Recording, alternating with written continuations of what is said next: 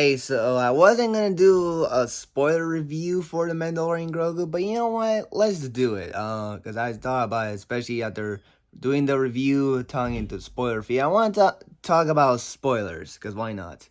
So, like I said, what I said about the plot element of the Clone Wars is because is what it's trying to say was that in the film Mandalorian is needs to find to rescue Rada the Hutt from one of the villains who's trying to kill him during his fight at their being who is in the film Rada as a champion, and Rada didn't want to be rescued because he didn't feel like he needed to be rescued, and he also said that he will be free after his final fight. And he also in the film he also felt like he says that people thought was not like did not like him at first because he is the son of Jabba the Hutt, but after the fight, winning the fight, everyone loved him, and he felt like he is not his father, which is kind of a good thing because Jabba the Hutt is not a good person, not a good person or character, like, in terms of like in the context of the Star Wars universe. He's of course a villain, of course. But what I say about Clone Wars is in the Star Wars Clone Wars movie, which is also the pilot of the Clone Wars anime series. Anakin and Ahsoka Tano need to rescue Jabba the Hutt's son in the movie. Um, and in the film, and in that movie, Count Dooku is spreading lies to Jabba the Hutt about his son and what they're gonna do, and that's all I can as I can is if I can remember best from that movie. But first, Jabba the Hutt was going to kill Anakin and Ahsoka, but then he decided to stop at when he realized uh Count Dooku was being Count Dooku and Zero the Hutt were being liars, exposed as liars in the movie. If I can remember from that film. So that was what I was talking about, how the rescuing Hutt thing was done again for the Mandalorian Grogu after it was previously done in the Clone Wars film, which is kind of funny how the films that are kind of like the movie versions of a TV show, although except one is came out before the show and the other one after the show. They're both about rescuing the Hutts, the Jabba the Hutt's son. That was kind of interesting.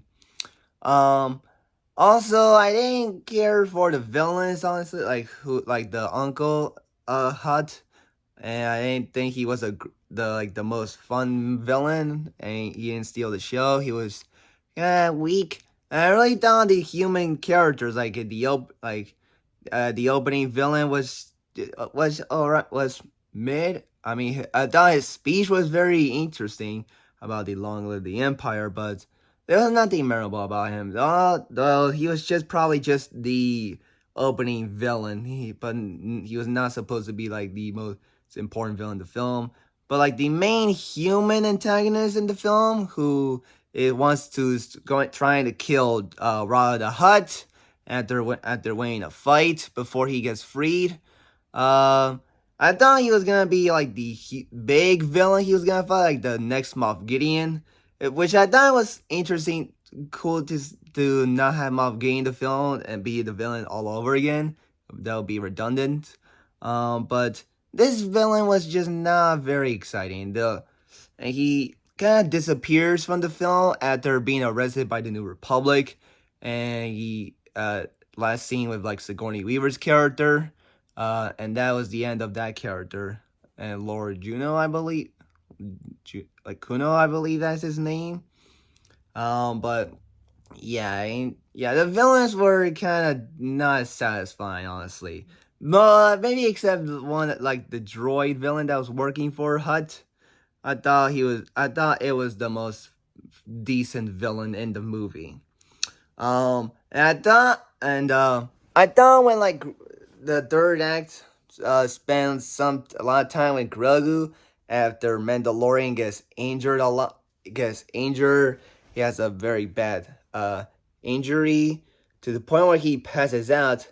And it seems like bugs were gonna eat him, but Grogu eats one of them. The rest of them go away, and heals him, heals his injury, but it wasn't enough.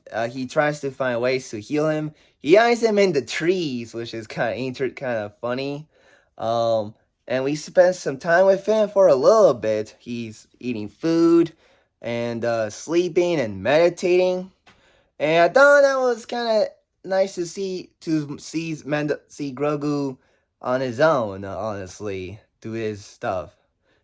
Granted, we see him other stuff on his own, like with the Anzellans. But interesting, but fun to see more Grogu. But that is not because this movie's called Mandalorian Grogu. Gives Grogu some time to shine himself by himself.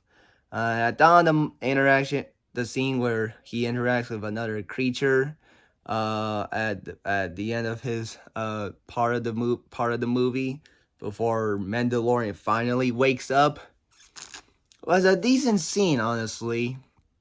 Um, and I really thought the action sequences were very awesome. Like I said, like the opening at the snow, like fighting Mandalorian and Grogu, fighting the Empire, or like of course the walkers.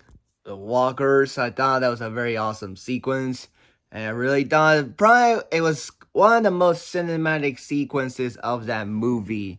Like I said, like the aspect ratio of it, the visuals of it, the snow of it. It is a very amazingly shot scene, as well as several scenes like the Razor Crest scene where Mandalorian shoots stormtroopers, and of course arrests the villain, one of the villains of the film. And I really thought that was a very awesome scene, and especially when Rada was beating up the stormtroopers and throwing them out of the Razor Crest was very cool scene. Honestly, was very cool scene, especially at the scene where see see the Razor Crest like first person in a way. I thought it was a very awesome sequence and well shot scene, honestly. And like I said, Sigourney Weaver's not in the movie a lot. She does show up there and there. She's at the beginning of the film where she tells Mando about Rada the Hutt, and then later when Mando arrests one of the villains, and then but gets a bigger role in the third act when she and the members of the New Republic, including Steve Blum's Rebels character, and the return of Captain Taylor, who's from season 2 and 3. He shows up, which is awesome to see because I thought he was a very cool character in the show. So it's nice to see him again. He is the only other recurring Mandalorian character. Probably the only recurring Mandalorian character. None of the other characters show up. And but I'm okay with that. As a Mandal. We hope we see more of other characters like Bo-Katan someday. And though it's gonna unfortunate because we don't have Cara Dune for obvious reasons, and may Grief Karga rest in peace. But yeah, I hope we see Armor again. But yeah, it was cool to see how Captain Taylor / Blue again. During the climax where he helps Mandalorian and Rada and Grogu get away and from like the villain's lair after defeating them. And I really thought the scene where the unmasked Dinjarin fights some of the creatures after being taken by Hut and the droid. I really thought it was a very awesome sequence, and how he escapes. And I really thought the scenes with like Grogu and the Zealots were very fun as well. Honestly, I thought they were fun characters together. Of course, cute characters as well. And I really thought Mandalorian and Rada's first fight scene, I thought was very fun, especially they fight the other monsters as well. And then before Rada gets taken to the Razor Crest, that was a very awesome scene.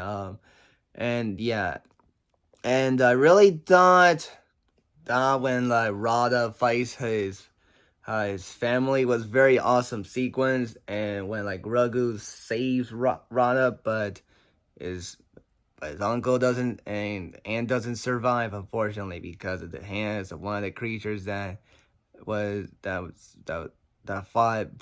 previously fought Mandalorian. Was a very awesome scene. And so, yeah, I think that's what I can think of for my spoiler talks about the Mandalorian and Grogu. It's not terrible. It's not.